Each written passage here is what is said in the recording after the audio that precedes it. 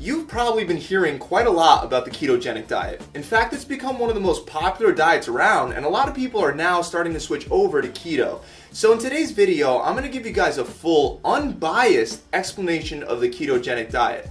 I want you to understand exactly how it works, how to create your own keto diet meal plan from scratch, and both its positives and its negatives, which, believe it or not, an unbiased explanation of keto is rare due to the fact that mostly throughout all of history there have always been those few people that would turn a diet almost into a religion or a cult.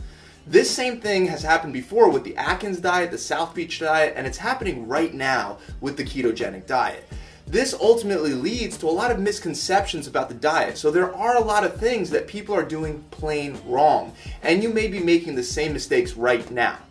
Let's first start with the purpose. What's the purpose of the ketogenic diet? The goal is to force the body into a process known as ketosis, where fats are predominantly burned and used for energy rather than carbohydrates. Macros for the keto diet can vary from plan to plan, but you can expect to have anywhere from 60 to 75% of calories from fat, sometimes even more. Then 15 to 30% of calories coming from protein, and 5 to 10% of calories coming from carbs.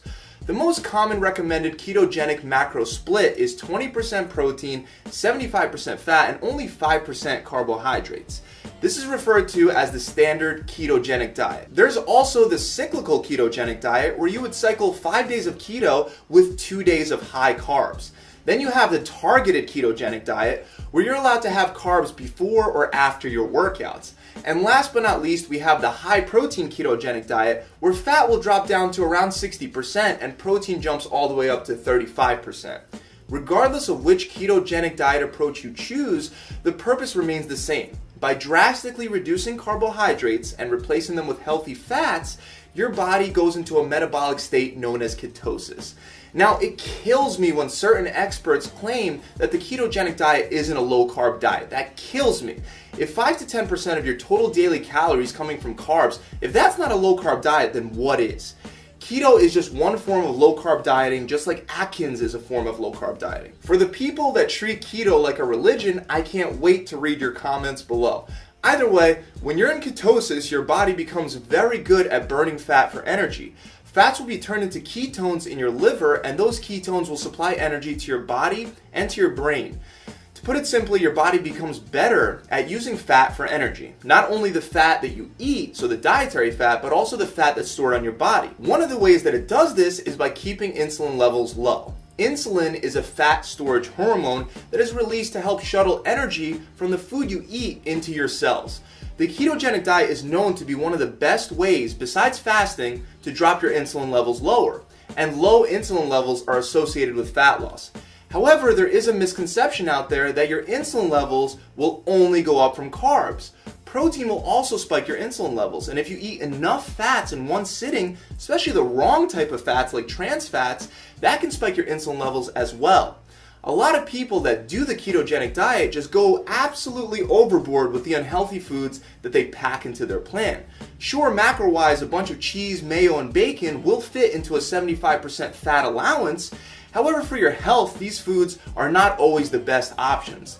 Again, occasionally having foods like this as a treat on the keto diet, that's perfectly fine. However, from day to day, your 75% fat allowance is meant to be used on healthy sources of fat, such as avocados, coconut oil, whole eggs, olive oil, grass-fed butter, nuts and seeds, and fat found in unprocessed meats such as beef, buffalo, salmon, chicken, thighs, ground pork, or ground turkey. And that's just me going through a few of the sources. Sources of fat with oleic acid have been shown to be really effective at dropping insulin levels as well. You'll find oleic acid in olive oil and avocados, as well in many other sources.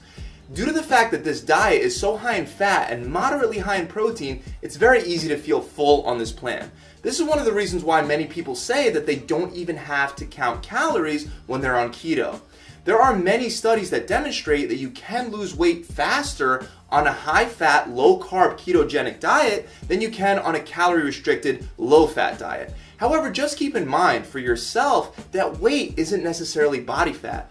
Carbohydrates aren't called carbohydrates for no reason. Carbo means carbon and hydrate means water. It's a combination of hydrogen and oxygen.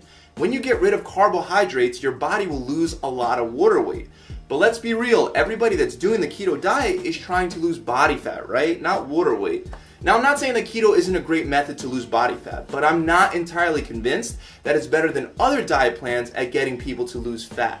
Still, the keto diet does come with a lot of benefits. In fact, right now it's used to treat certain cases of cancer, heart disease, Alzheimer's, epilepsy, Parkinson's, and even acne. With the low carb intake allowance, there are certain foods that you're going to have to totally avoid. Any food that's high in sugar like candy, soft drinks, smoothies, cake, ice cream, all that stuff obviously has to go. But you also have to get rid of almost all grains and starches, and most fruits except for very small amounts of berries.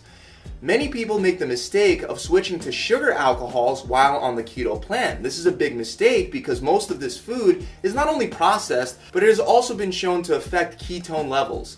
Besides foods high in fat and high in protein, you also want to make sure that you definitely include your green vegetables. That's going to be the best way to get your micronutrients into your diet plan, so your vitamins and your minerals, without exceeding your daily carb allowance, right? Now, I know a lot of people that do the keto plan, in an effort to save their carbs, they completely ditch vegetables. And believe me, there are a lot of people doing this that are losing weight right now thinking that they're healthy, but just because you're losing weight doesn't mean that you're being healthy. The problem with this is that the vitamins that you're supposed to get from your green vegetables on a diet that's already low in fruits, if you're skipping out on the veggies, you're going to have a really tough time getting it anywhere else.